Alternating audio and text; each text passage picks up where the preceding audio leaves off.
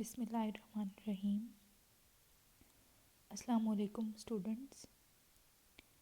Physics first year chapter number 4 work and energy हम study कर रहे हैं।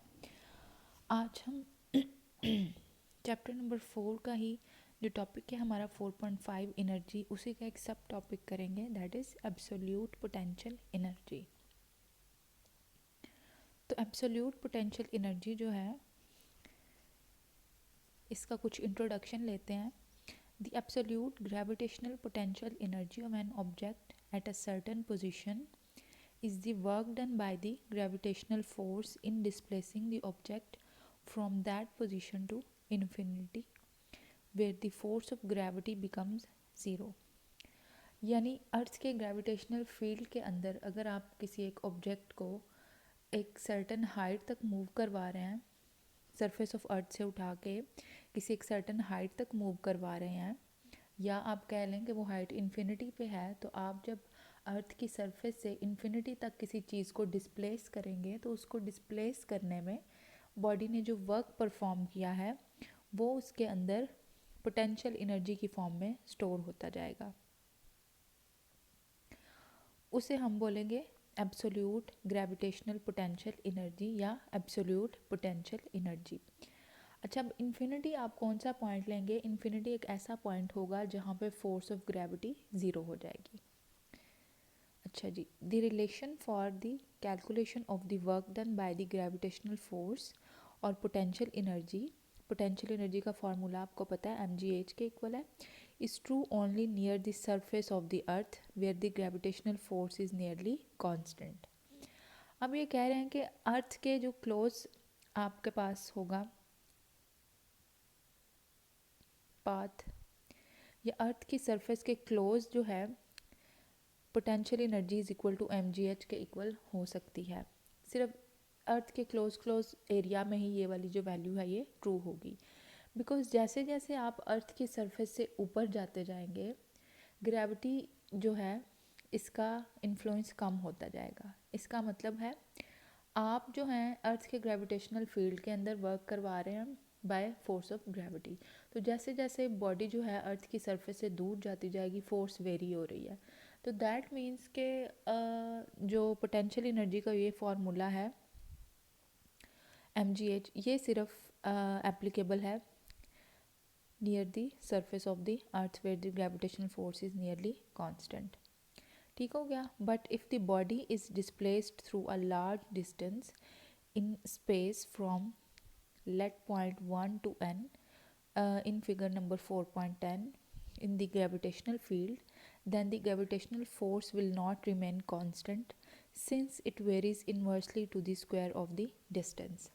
अब अगर आप एक बॉडी को डिस्प्लेस करवा रहे हैं, ये आप फिगर 4.10 को देखें, ये अर्थ बनाई हुई है, ये जो ओ पॉइंट है ये अर्थ का सेंटर है। अब अर्थ के सेंटर से किसी चीज़ को उठा के आपने डिस्प्लेस किया अप टू इंटरवल n, तो इस बॉडी को डिस्प्लेस करवाने में जो वर्क हुआ उस वर्क को एक कांस्टेंट फोर्स ने परफॉर्म नहीं किया। सिर्फ अर्थ का जो क्लोज रीजन है इस रीजन के अंदर जो है फोर्स कांस्टेंट रहेगी। जैसे ही आप अर्थ की सरफेस से दूर जाते जाएंगे तो क्या होगा कि ग्रेविटेशनल फोर्स की वैल्यू वेरी होगी। तो दैट मीन्स कि हमें वेरिएबल फोर्स वाला केस यूज़ करना पड़ेगा। अब हमने work done by variable force इस तरह से किया था कि जितना भी पाथ कवर हुआ उसको हमने स्मॉल इंटरवल्स में डिवाइड कर लिया और हर इंटरवल के लिए हमने इंडिविजुअल वर्क जो था वो कैलकुलेट किया और एंड पे हमने सब इंटरवल्स का वर्क ऐड करके टोटल वर्क निकाला। अब इस केस में जहाँ पे फोर्स वेरी हो रही है यहाँ पे भी हम ऐसा ही करेंगे। हमने क्या किया है, अर्थ की सरफेस से ऊपर जो पाथ है इसको इंटरवल्स में डिवाइड किया है। ये फर्स्ट इंटरवल है 1, ये second 2, third fourth up to nth interval, n intervals में हमने इसको डिवाइड कर लिया है। अब हमने हर इंटरवल के अक्रॉस वर्क कैलकुलेट करना है और एंड पे सब को ऐड करके टोटल वर्क हम कैलकुलेट करेंगे। अच्छा, यही सारी चीज़ें यहाँ लिखी हुई हैं। In order to overcome this difficulty we divide the distance between points 1 and n into small steps each of length delta r so that the value of the force remains constant for each small step। अब ये कह रहे हैं कि इन्होंने 1 से n तक small intervals में इसको डिवाइड कर लिया। अब आप देखें इंटरवल 1 का जो डिस्टेंस है अर्थ के सेंटर से ये है R1, इंटरवल 2 का जो डिस्टेंस है अर्थ के सेंटर से ये है R2, और 1 और 2 का जो अपना डिफरेंस है डिस्टेंस का वो है डेल्टा आर। ठीक हो गया, ये तीन चीज़ें आप याद रखेंगे कि डेल्टा आर जो है डिफरेंस है दो इंटरवल्स के बीच में, इसी तरह 2 और 3 के बीच में जो डिस्टेंस का डिफरेंस होगा वो भी डेल्टा आर होगा, and up to so on up to nth interval, n से पहले वाला जो इंटरवल होगा वो होगा n-1 और n इंटरवल के बीच में भी जो डिफरेंस होगा डिस्टेंस का वो डेल्टा आर ही होगा। अच्छा जी, hence the total work done can be calculated by adding the work done during all these steps if r1 and r2 are the distance of points 1 and 2 respectively from the center O of the earth. The work done during the first step, that is displacing a body from point 1 to point 2, can be calculated as below. अब आपने क्या करना है, one by one her interval का दूसरे interval तक के बीच में जो वर्क डन हुआ वो आप कैलकुलेट करेंगे।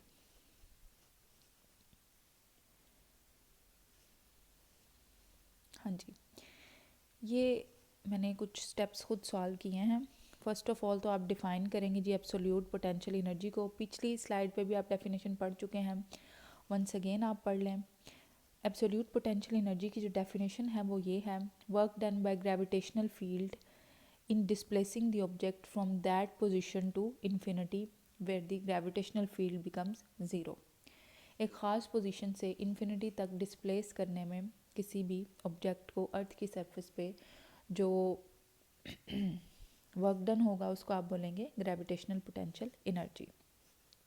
अच्छा, अब आपने for absolute potential energy we divide the total path in n intervals. ये वही फिगर बनी हुई है, ये अर्थ है, ये इसका सेंटर है, इसके ऊपर interval 1 2 3 up to n intervals, n से पीछे वाला इंटरवल n-1 है। इंटरवल 1 का सेंटर से डिस्टेंस r1 है, 2 का सेंटर से डिस्टेंस r2 है, दो इंटरवल्स के बीच में जो डिस्टेंस का डिफरेंस है वो डेल्टा r है। अब यहाँ एक और चीज़ मैंने लिखी है कि इंटरवल 1 और 2 का जो मिड वाला पॉइंट है, यानी अगर आप इन दोनों की एवरेज लें तो वो जो डिस्टेंस होगा अर्थ के सेंटर से उसको आप बोलेंगे r। ठीक हो गया। अच्छा, अब आपने एंड इंटरवल्स में डिवाइड किया, then calculate the work between them. अब आपने हर इंटरवल के क्रॉस वर्क कैलकुलेट करना है, तो सबसे पहले हम निकालेंगे work done from interval 1 to 2। Work done interval 1 to 2 is equal to, आपको पता है वर्क डन इसके इक्वल होता है फोर्स इनटू डिस्प्लेसमेंट। अब यहाँ डिस्प्लेसमेंट दो इंटरवल्स के बीच में डेल्टा आर आ रहा है। ठीक हो गया, तो एफ डॉट डेल्टा आर। अब चूँकि force of gravity downward act कर रही है और बॉडी अपवर्ड्स मूव कर रही है, तो थीटा क्या होगा, 180 डिग्रीज होगा। तो कॉज 180 डिग्री होता है -1।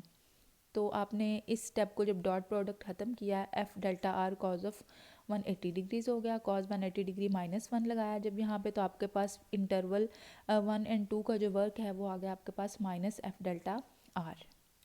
अब जो ग्रेविटेशनल फोर्स का इन्वर्स स्क्वायर लॉ है बिटवीन टू मैसेस, अब एक मैस है जी अर्थ जिसका मैस होगा कैपिटल एम, और दूसरा वो ऑब्जेक्ट जिसको आप यहाँ अर्थ के सेंटर से उठा के up to n interval move करवा रहे हैं, अप टू इन्फिनिटी मूव करवा रहे हैं, उसका मैस आप लेंगे स्मॉल एम। तो जो फोर्स की वैल्यू है वो बन जाएगी F is equal to G M capital M over are square. अभी जो आपकी प्रीवियस इक्वेशन थी माइनस एफ डेल्टा आर, यहाँ पे आप एफ की वैल्यू पुट करें ये वाली। ठीक हो गया, तो अब आपके पास work done from interval 1 to 2 is equal to minus G M capital M over are square into delta r. Delta r की वैल्यू आपको पता है R2 माइनस R1 के इक्वल है, ये भी आप यहाँ पुट कर दें। अच्छा जी, डेल्टा आर आपको पता है R2 माइनस R1 के इक्वल है। यहाँ से अगर हम R1 को इस साइड पे ले जाएं तो R2 हो जाएगा delta R plus R1। Next है जी R जो है आपको पता है ये दो इंटरवल्स की डिस्टेंसेस की एवरेज है, यानी अगर हमने R निकालना है 1 और 2 के बीच में तो ये इक्वल होगा R1 प्लस R2 ओवर 2 के इक्वल। यहाँ अब आपने R2 की ये वाली वैल्यू पुट करनी है, तो R इज़ इक्वल टू ये R1 as it is plus इस R2 की ये वैल्यू पुट करें delta R plus R1 over 2, then R is equal to 2R1 plus delta R over 2। Then आपने क्या करना है, इन दोनों का डिवाइडर सेपरेट कर दें, 2r1/2 plus delta R over 2। 2 को 2 से कैंसिल करें, r1 plus delta R over 2। इस साइड पे भी स्क्वायर करें इक्वेशन का, इस साइड पे भी आप स्क्वायर कर दें इक्वेशन का, तो यहाँ आ जाएगा R square is equal to r1 का स्क्वायर प्लस सेकेंड वाली टर्म का square delta R square over 4 हो जाएगा, plus 2 into first term r1 into second term delta R over 2। यहाँ 2 से 2 हो जाएगा कैंसिल, 2 से 2 को जब आपने कर दिया है कैंसिल, यहाँ आपके पास बचा डेल्टा आर। नेक्स्ट स्टेप में आपने यहाँ पे ही डेल्टा आर की वैल्यू पुट कर देनी है। अब एक चीज़ आप नोट करें, r1 स्क्वायर नीचे आ गया, ये वाली टर्म यहाँ से मैंने ख़त्म कर दिया है। ये टर्म इसलिए ख़त्म कर दी कि डेल्टा आर ऑलरेडी एक बहुत ही स्मॉल सा इंटरवल है, जब इसका स्क्वायर करेंगे तो ये मज़ीद स्मॉल हो जाएगा, इतना स्मॉल हो जाएगा कि आप इसको निगलेक्ट कर सकते हैं। तो ये साइड में मैंने लिख दिया है कि निगलेक्ट दिस टर्म। ठीक हो गया। अच्छा जी, उस टर्म को निगलेक्ट किया, नेक्स्ट स्टेप ये होगा r1 एज इट इज़ आ गया, डेल्टा आर की जगह आपने r2 माइनस r1 पुट कर दिया। अब r1 का square plus r1 into r2 minus r1 का, जब इस r1 ने अंदर मल्टीप्लाई होना है तो r1 r2 minus r1 square. अब ये भी r1 स्क्वायर है और ये फर्स्ट वाली टर्म भी r1 स्क्वायर है, ये प्लस के साथ है, ये माइनस के साथ, ये एक दूसरे को कैंसिल कर देंगे। आपके पास जो r स्क्वायर है वो किसके इक्वल आ गया, r1 इंटू r2 के इक्वल आ गया। तो अब स्टूडेंट्स आपने r स्क्वायर की वैल्यू कैलकुलेट कर ली जो कि इक्वल है r1 इंटू r2 के। अब वहीं से आ जाएं आप आप कैलकुलेट कर रहे थे work done of interval 1 to 2, उसकी वैल्यू थी minus GM capital M over r1 r2 और साथ में आपने डेल्टा आर की वैल्यू भी पुट कर दी थी। ठीक हो गया। अब आपने क्या करना है, यहाँ r स्क्वायर था नीचे पहले, अब आपने उसकी जगह उसकी वैल्यू r1 r2 पुट कर दी, ये इसको आप अंदर मल्टीप्लाई कर दें इस डिवाइडर को, तो नेक्स्ट इक्वेशन बन जाएगी minus GM capital M r2 over r1 r2 minus r1 over r1 r2। यहाँ अब आप r2 को r2 से कैंसिल करते हैं, यहाँ r1 को r1 से कैंसिल कर दें, तो इक्वेशन आपके पास बनेगी minus GM capital M into 1 over r1 minus 1 over r2। Then आपने कैलकुलेट करना है, ये अब आपने कैलकुलेट कर लिया है फर्स्ट टू सेकंड इंटरवल का वर्क। ठीक हो गया। तो आप देख रहे हैं कि जब आपने कैलकुलेट किया पहले दो इंटरवल्स के बीच में वर्क, तो वो किसके इक्वल आया, minus GM capital M into 1 over r1 minus 1 over r2, यानी उन्हीं के डिस्टेंसेस का डिफरेंस आ रहा है। ठीक हो गया। इसी तरह जब आप वर्क कैलकुलेट करेंगे फ्रॉम इंटरवल 2 to 3 तो आ जाएगा माइनस GM कैपिटल M, ये टर्म बिल्कुल एज इट इज़ आएगी, और यहाँ पे जहाँ r1 r2 था यहाँ हो जाएगा r2 r3। बिल्कुल इसी तरह जब आप थर्ड और फोर्थ इंटरवल के बीच में वर्क कैलकुलेट करेंगे तो वो इक्वल हो जाएगा minus GM capital M into 1 over r3 minus 1 over r4। हाँ जी, अब जो सेकंड लास्ट इंटरवल है और लास्ट इंटरवल है उनके बीच में जब आप वर्क कैलकुलेट करेंगे WN माइनस 1 to N, वो किसके इक्वल होगा, minus GM capital M into 1 over RN minus 1 minus 1 over RN के इक्वल होगा। उन्हीं इंटरवल्स के डिस्टेंसेस का डिफरेंस लिया। अच्छा जी, अब आपने जब टोटल वर्क निकालना है तो आप क्या करेंगे, सारे वर्क डन्स को आप कैलकुलेट करेंगे हर इंटरवल के अक्रॉस जो आपने वर्क निकाला। तो total work is equal to W from 1 to 2 plus W 2 to 3 plus W 3 to 4 plus up to so on W N minus 1 to N। अब सबकी वैल्यूज़ पुट करें और उसमें से minus GM capital M common ले लें, अंदर क्या बचेगा, इस W1 to 2 की वजह से 1 over R1 minus 1 over R2 आएगा, इस 2 to 3 की वजह से plus 1 over R2 minus 1 over R3 आएगा, इस W3 to 4 की वजह से आएगा plus 1 over R3 minus 1 over R4।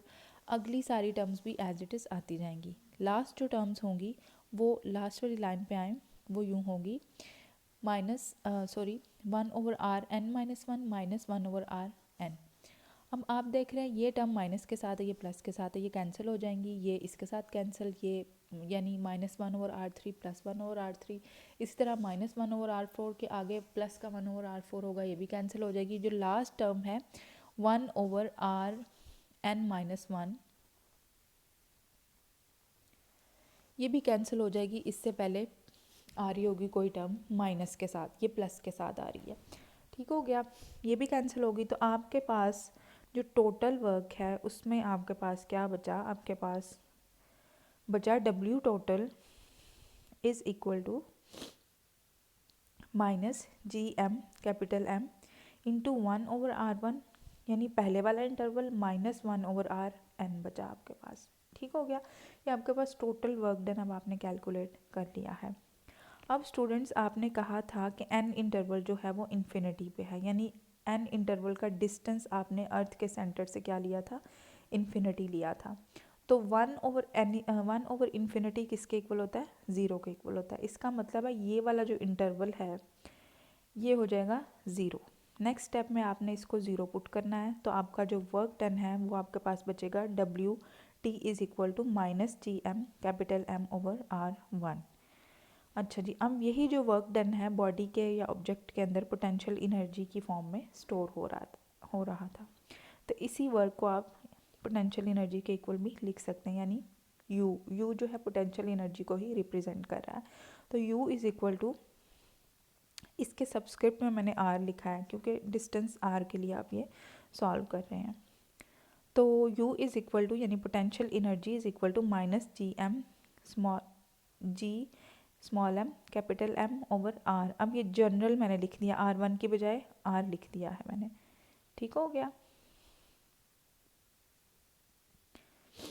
अच्छा जी, नेक्स्ट स्टेप में आप इसको मज़ीद लिख सकते हैं कि potential energy is equal to -GM M/r। ये आप अर्थ के सेंटर पे यूज़ कर सकते हैं पोटेंशियल एनर्जी का ये वाला फार्मूला। पोटेंशियल एनर्जी का ये फार्मूला आप यूज़ करेंगे अर्थ के सेंटर पे। जब आपने वर्क कैलकुलेट करना है from the centre of earth, जब आपने बॉडी को डिस्प्लेस किया तब आप ये वाला फार्मूला यूज़ करेंगे।